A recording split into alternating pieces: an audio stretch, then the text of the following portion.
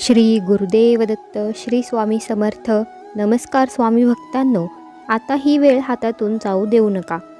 हा चमत्कारिक मंत्र तुमच्या मोबाईलवरती चालू करून सोडून द्या आणि मग तुमचा अनुभव आम्हाला सांगा. विश्वास ठेवून खऱ्या मनाने हा मंत्र एकदा ऐकून तर पहा. या मंत्रांमध्ये इतका चमत्कार आहे की हा मंत्र ऐकल्याने जीवनातील सर्व समस्या संकटे दूर होतात. भक्तांनो, जितक्या भक्तिभावाने तुम्ही हा मंत्र ऐकाल तितकाच आशीर्वाद तुम्हाला परत मिळेल. दत्त अवतार श्री स्वामी समर्थ महाराज नेहमी तुमच्या पाठीशी उभे राहतील. तुमच्या आयुष्यात कधीच पैशाची कमतरता भासणार नाही. तुमच्या व्यवसायात आणि व्यापारात पैशांची नेहमीच वाढ होईल. तुम्हाला या मंत्राच्या सहाय्याने तुमच्या नशिबाची दारे उघडण्याची संधी मिळत आहे. त्यामुळे ही संधी गमावू नका. भक्तांनो, सर्व काही काळाची गोष्ट आहे.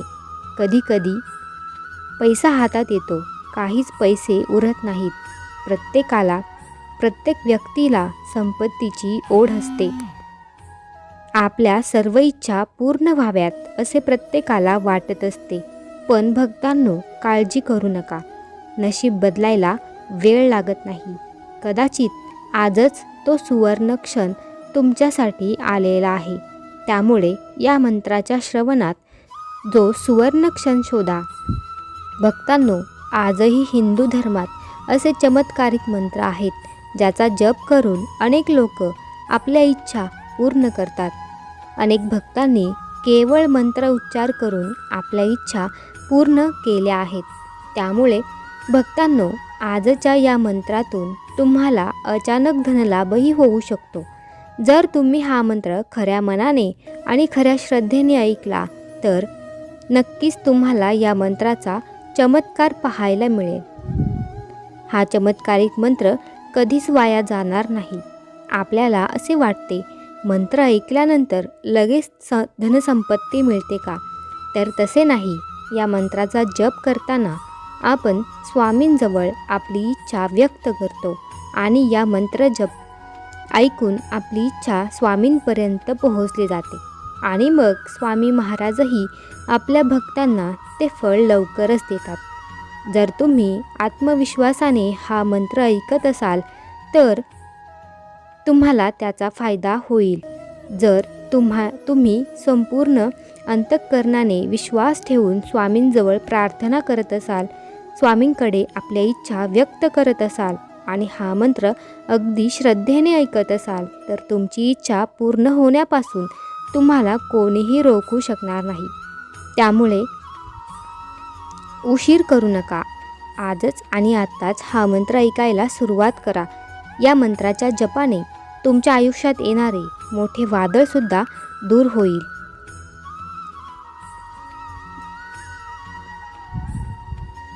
या मंत्राच्या जपाने तुमच्या घरातील वातावरण प्रसन्न राहील आणि ज्या घरात वातावरण नेहमी प्रसन्न असते तिथे माता लक्ष्मी वास करते. भक्तांनो, जर तुम्हाला पैशाची गरज असेल, पैशामुळे तुमची कामे अपूर्ण राहिली असेल, खूप जास्त त्याचा मोबदला मिळत नसेल तर हा मंत्र श्रद्धेने ऐका आणि 3 स्वामी भक्तांपर्यंत हा मंत्र शेअर करा. कोणत्या भागातून तुम्ही हा व्हिडिओ पाहत आहात तेही आम्हाला कमेंट करून सांगा. म्हणजे आम्हालाही समजेल की हा मंत्र किती स्वामी भक्तांपर्यंत पोहोचलेला आहे. भक्तांनो, कमेंट बॉक्समध्ये श्री स्वामी समर्थ लिहायला विसरू नका आणि आपल्या चॅनेलला सबस्क्राईब केले नसेल तर सबस्क्राईब नक्की करा. जास्त वेळ न लावता आता आपण या मंत्रा जपाला सुरुवात करूया. ओम श्री दत्तरूपाय स्वामी समर्थाय धनप्रदाय नमस्तुते. ओम श्री दत्तरूपाय स्वामी समर्थाय धनप्रदाय नमस्तुते. ओम श्री दत्तरूपाय स्वामी समर्थाय धनप्रदाय नमस्तुते. ओम श्री दत्तरूपाय स्वामी समर्थाय धनप्रदाय नमस्तुते। ओम श्री दत्तरूपाय स्वामी समर्थाय धनप्रदाय नमस्तुते। ओम श्री दत्तरूपाय स्वामी समर्थाय धनप्रदाय नमस्तुते। ओम श्री दत्तरूपाय स्वामी समर्थाय धनप्रदाय नमस्तुते। ओम श्री दत्तरूपाय स्वामी समर्थाय धनप्रदाय नमस्तुते।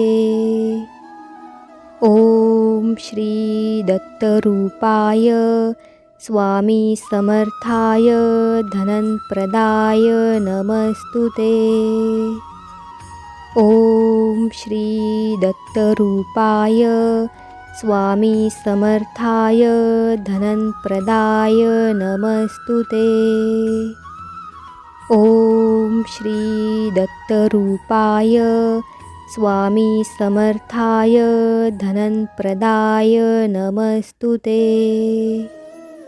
ओम श्री दत्तरूपाय स्वामी समर्थाय धनप्रदाय नमस्तुते। ओम श्री दत्तरूपाय स्वामी समर्थाय धनप्रदाय नमस्तुते।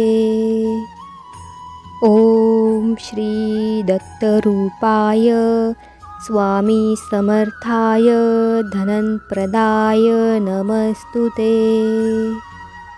ओम श्री दत्तरूपाय स्वामी समर्थाय धनप्रदाय नमस्तुते। ओम श्री दत्तरूपाय स्वामी समर्थाय धनप्रदाय नमस्तुते। ओम श्री दत्तरूपाय स्वामी समर्थाय धनप्रदाय नमस्तुते। ओम श्री दत्तरूपाय स्वामी समर्थाय धनप्रदाय नमस्तुते। ओम श्री दत्तरूपाय स्वामी समर्थाय धनप्रदाय नमस्तुते। ओम श्री दत्तरूपाय स्वामी समर्थाय धनप्रदाय नमस्तुते। ओम श्री दत्तरूपाय स्वामी समर्थाय धनप्रदाय नमस्तुते। ओम श्री दत्तरूपाय स्वामी समर्थाय धनप्रदाय नमस्तुते। ओम श्री दत्तरूपाय स्वामी समर्थाय धनप्रदाय नमस्तुते। ओम श्री दत्तरूपाय स्वामी समर्थाय धनप्रदाय नमस्तुते। ओम श्री दत्तरूपाय स्वामी समर्थाय धनप्रदाय नमस्तुते। ओम श्री दत्तरूपाय स्वामी समर्थाय धनप्रदाय नमस्तुते। ओम श्री दत्तरूपाय स्वामी समर्थाय धनप्रदाय नमस्तुते। ओम श्री दत्तरूपाय स्वामी समर्थाय धनप्रदाय नमस्तुते। ओम श्री दत्तरूपाय स्वामी समर्थाय धनप्रदाय नमस्तुते। ओम श्री दत्तरूपाय स्वामी समर्थाय धनप्रदाय नमस्तुते। ओम श्री दत्तरूपाय स्वामी समर्थाय धनप्रदाय नमस्तुते। ओम श्री दत्तरूपाय स्वामी समर्थाय धनप्रदाय नमस्तुते।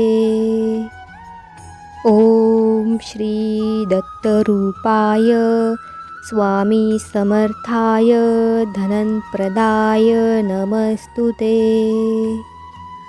ओम श्री दत्तरूपाय स्वामी समर्थाय धनप्रदाय नमस्तुते। ओम श्री दत्तरूपाय स्वामी समर्थाय धनप्रदाय नमस्तुते। ओम श्री दत्तरूपाय स्वामी समर्थाय धनप्रदाय नमस्तुते। ओम श्री दत्तरूपाय स्वामी समर्थाय धनप्रदाय नमस्तुते। ओम श्री दत्तरूपाय स्वामी समर्थाय धनप्रदाय नमस्तुते। ओम श्री दत्तरूपाय स्वामी समर्थाय धनप्रदाय नमस्तुते। ओम श्री दत्तरूपाय स्वामी समर्थाय धनप्रदाय नमस्तुते। ओम श्री दत्तरूपाय स्वामी समर्थाय धनप्रदाय नमस्तुते। ओम श्री दत्तरूपाय स्वामी समर्थाय धनप्रदाय नमस्तुते। ओम श्री दत्तरूपाय स्वामी समर्थाय धनप्रदाय नमस्तुते। ओम श्री दत्तरूपाय स्वामी समर्थाय धनप्रदाय नमस्तुते। ओम श्री दत्तरूपाय स्वामी समर्थाय धनप्रदाय नमस्तुते। ओम श्री दत्तरूपाय स्वामी समर्थाय धनप्रदाय नमस्तुते। ओम श्री दत्तरूपाय स्वामी समर्थाय धनप्रदाय नमस्तुते।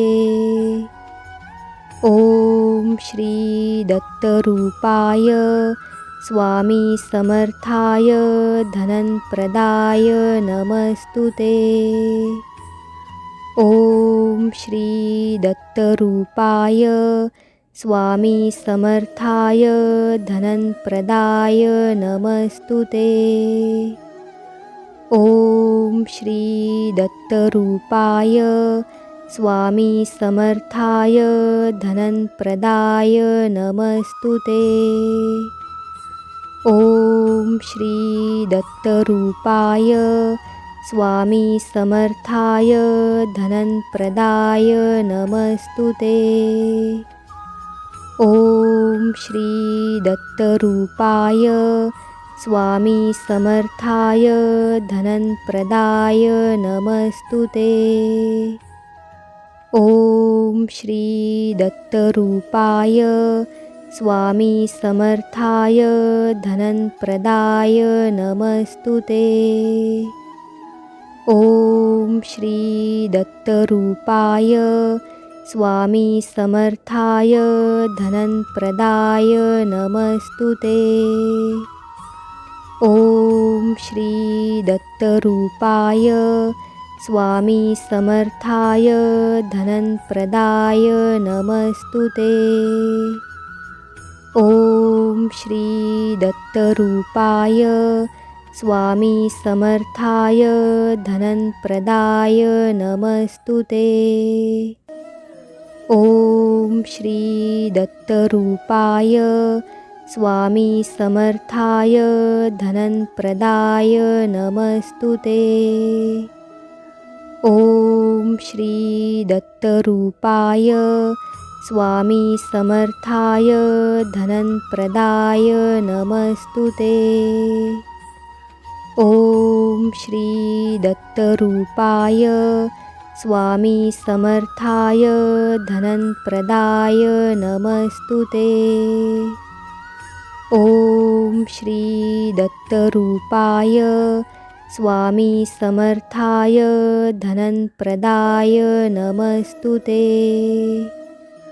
ओम श्री दत्तरूपाय स्वामी समर्थाय धनप्रदाय नमस्तुते। ओम श्री दत्तरूपाय स्वामी समर्थाय धनप्रदाय नमस्तुते। ओम श्री दत्तरूपाय स्वामी समर्थाय धनप्रदाय नमस्तुते। ओम श्री दत्तरूपाय स्वामी समर्थाय धनप्रदाय नमस्तुते। ओम श्री दत्तरूपाय स्वामी समर्थाय धनप्रदाय नमस्तुते। ओम श्री दत्तरूपाय स्वामी समर्थाय धनप्रदाय नमस्तुते।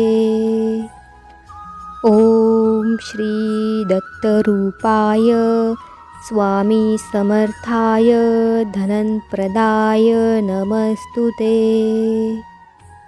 ओम श्री दत्तरूपाय स्वामी समर्थाय धनप्रदाय नमस्तुते।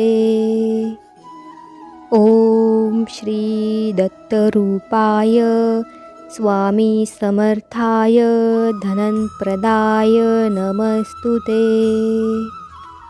ओम श्री दत्तरूपाय स्वामी समर्थाय धनप्रदाय नमस्तुते। ओम श्री दत्तरूपाय स्वामी समर्थाय धनप्रदाय नमस्तुते। ओम श्री दत्तरूपाय स्वामी समर्थाय धनप्रदाय नमस्तुते। ओम श्री दत्तरूपाय स्वामी समर्थाय धनप्रदाय नमस्तुते। ओम श्री दत्तरूपाय स्वामी समर्थाय धनप्रदाय नमस्तुते। ओम श्री दत्तरूपाय स्वामी समर्थाय धनप्रदाय नमस्तुते। ओम श्री दत्तरूपाय स्वामी समर्थाय धनप्रदाय नमस्तुते। ओम श्री दत्तरूपाय स्वामी समर्थाय धनप्रदाय नमस्तुते। ओम श्री दत्तरूपाय स्वामी समर्थाय धनप्रदाय नमस्तुते। ओम श्री दत्तरूपाय स्वामी समर्थाय धनप्रदाय नमस्तुते। ओम श्री दत्तरूपाय स्वामी समर्थाय धनप्रदाय नमस्तुते। ओम श्री दत्तरूपाय स्वामी समर्थाय धनप्रदाय नमस्तुते। ओम श्री दत्तरूपाय स्वामी समर्थाय धनप्रदाय नमस्तुते। ओम श्री दत्तरूपाय स्वामी समर्थाय धनप्रदाय नमस्तुते। ओम श्री दत्तरूपाय स्वामी समर्थाय धनप्रदाय नमस्तुते। ओम श्री दत्तरूपाय स्वामी समर्थाय धनप्रदाय नमस्तुते। ओम श्री दत्तरूपाय स्वामी समर्थाय धनप्रदाय नमस्तुते। ओम श्री दत्तरूपाय स्वामी समर्थाय धनप्रदाय नमस्तुते। ओम श्री दत्तरूपाय स्वामी समर्थाय धनप्रदाय नमस्तुते। ओम श्री दत्तरूपाय स्वामी समर्थाय धनप्रदाय नमस्तुते। ओम श्री दत्तरूपाय स्वामी समर्थाय धनप्रदाय नमस्तुते। ओम श्री दत्तरूपाय स्वामी समर्थाय धनप्रदाय नमस्तुते। ओम श्री दत्तरूपाय स्वामी समर्थाय धनप्रदाय नमस्तुते। ओम श्री दत्तरूपाय स्वामी समर्थाय धनप्रदाय नमस्तुते। ओम श्री दत्तरूपाय स्वामी समर्थाय धनप्रदाय नमस्तुते। ओम श्री दत्तरूपाय स्वामी समर्थाय धनप्रदाय नमस्तुते। ओम श्री दत्तरूपाय स्वामी समर्थाय धनप्रदाय नमस्तुते। ओम श्री दत्तरूपाय स्वामी समर्थाय धनप्रदाय नमस्तुते। ओम श्री दत्तरूपाय स्वामी समर्थाय धनप्रदाय नमस्तुते। ओम श्री दत्तरूपाय स्वामी समर्थाय धनप्रदाय नमस्तुते। ओम श्री दत्तरूपाय स्वामी समर्थाय धनप्रदाय नमस्तुते। ओम श्री दत्तरूपाय स्वामी समर्थाय धनप्रदाय नमस्तुते। ओम श्री दत्तरूपाय स्वामी समर्थाय धनप्रदाय नमस्तुते। ओम श्री दत्तरूपाय स्वामी समर्थाय धनप्रदाय नमस्तुते।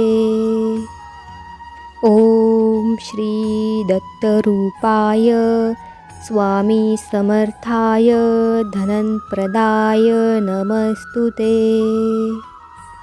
ओम श्री दत्तरूपाय स्वामी समर्थाय धनप्रदाय नमस्तुते। ओम श्री दत्तरूपाय स्वामी समर्थाय धनप्रदाय नमस्तुते। ओम श्री दत्तरूपाय स्वामी समर्थाय धनप्रदाय नमस्तुते। ओम श्री दत्तरूपाय स्वामी समर्थाय धनप्रदाय नमस्तुते।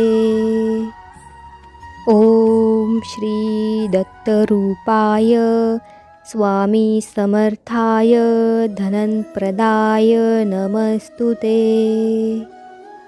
ओम श्री दत्तरूपाय स्वामी समर्थाय धनप्रदाय नमस्तुते। ओम श्री दत्तरूपाय स्वामी समर्थाय धनप्रदाय नमस्तुते। ओम श्री दत्तरूपाय स्वामी समर्थाय धनप्रदाय नमस्तुते। ओम श्री दत्तरूपाय स्वामी समर्थाय धनप्रदाय नमस्तुते। ओम श्री दत्तरूपाय स्वामी समर्थाय धनप्रदाय नमस्तुते। ओम श्री दत्तरूपाय स्वामी समर्थाय धनप्रदाय नमस्तुते। ओम श्री दत्तरूपाय स्वामी समर्थाय धनप्रदाय नमस्तुते। ओम श्री दत्तरूपाय स्वामी समर्थाय धनप्रदाय नमस्तुते। ओम श्री दत्तरूपाय स्वामी समर्थाय धनप्रदाय नमस्तुते। ओम श्री दत्तरूपाय स्वामी समर्थाय धनप्रदाय नमस्तुते। ओम श्री दत्तरूपाय स्वामी समर्थाय धनप्रदाय नमस्तुते। ओम श्री दत्तरूपाय स्वामी समर्थाय धनप्रदाय नमस्तुते। ओम श्री दत्तरूपाय स्वामी समर्थाय धनप्रदाय नमस्तुते। ओम श्री दत्तरूपाय स्वामी समर्थाय धनप्रदाय नमस्तुते। ओम श्री दत्तरूपाय स्वामी समर्थाय धनप्रदाय नमस्तुते। ओम श्री दत्तरूपाय स्वामी समर्थाय धनप्रदाय नमस्तुते।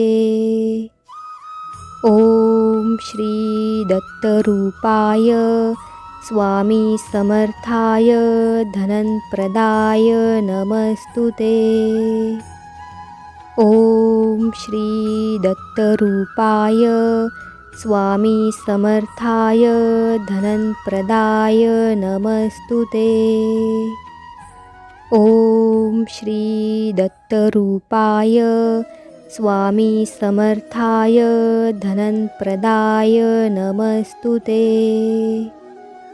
ओम श्री दत्तरूपाय स्वामी समर्थाय धनप्रदाय नमस्तुते। ओम श्री दत्तरूपाय स्वामी समर्थाय धनप्रदाय नमस्तुते। ओम श्री दत्तरूपाय स्वामी समर्थाय धनप्रदाय नमस्तुते। ओम श्री दत्तरूपाय स्वामी समर्थाय धनप्रदाय नमस्तुते। ओम श्री दत्तरूपाय स्वामी समर्थाय धनप्रदाय नमस्तुते। ओम श्री दत्तरूपाय स्वामी समर्थाय धनप्रदाय नमस्तुते। ओम श्री दत्तरूपाय स्वामी समर्थाय धनप्रदाय नमस्तुते। ओम श्री दत्तरूपाय स्वामी समर्थाय धनप्रदाय नमस्तुते। ओम श्री दत्तरूपाय स्वामी समर्थाय धनप्रदाय नमस्तुते। ओम श्री दत्तरूपाय स्वामी समर्थाय धनप्रदाय नमस्तुते। ओम श्री दत्तरूपाय स्वामी समर्थाय धनप्रदाय नमस्तुते। ओम श्री दत्तरूपाय स्वामी समर्थाय धनप्रदाय नमस्तुते। ओम श्री दत्तरूपाय स्वामी समर्थाय धनप्रदाय नमस्तुते। ओम श्री दत्तरूपाय स्वामी समर्थाय धनप्रदाय नमस्तुते। ओम श्री दत्तरूपाय स्वामी समर्थाय धनप्रदाय नमस्तुते। ओम श्री दत्तरूपाय स्वामी समर्थाय धनप्रदाय नमस्तुते। ओम श्री दत्तरूपाय स्वामी समर्थाय धनप्रदाय नमस्तुते। ओम श्री दत्तरूपाय स्वामी समर्थाय धनप्रदाय नमस्तुते। ओम श्री दत्तरूपाय स्वामी समर्थाय धनप्रदाय नमस्तुते। ओम श्री दत्तरूपाय स्वामी समर्थाय धनप्रदाय नमस्तुते। ओम श्री दत्तरूपाय स्वामी समर्थाय धनप्रदाय नमस्तुते। ओम श्री दत्तरूपाय स्वामी समर्थाय धनप्रदाय नमस्तुते। ओम श्री दत्तरूपाय स्वामी समर्थाय धनप्रदाय नमस्तुते। ओम श्री दत्तरूपाय स्वामी समर्थाय धनप्रदाय नमस्तुते। ओम श्री दत्तरूपाय स्वामी समर्थाय धनप्रदाय नमस्तुते। ओम श्री दत्तरूपाय स्वामी समर्थाय धनप्रदाय नमस्तुते। ओम श्री दत्तरूपाय स्वामी समर्थाय धनप्रदाय नमस्तुते। ओम श्री दत्तरूपाय स्वामी समर्थाय धनप्रदाय नमस्तुते। ओम श्री दत्तरूपाय स्वामी समर्थाय धनप्रदाय नमस्तुते।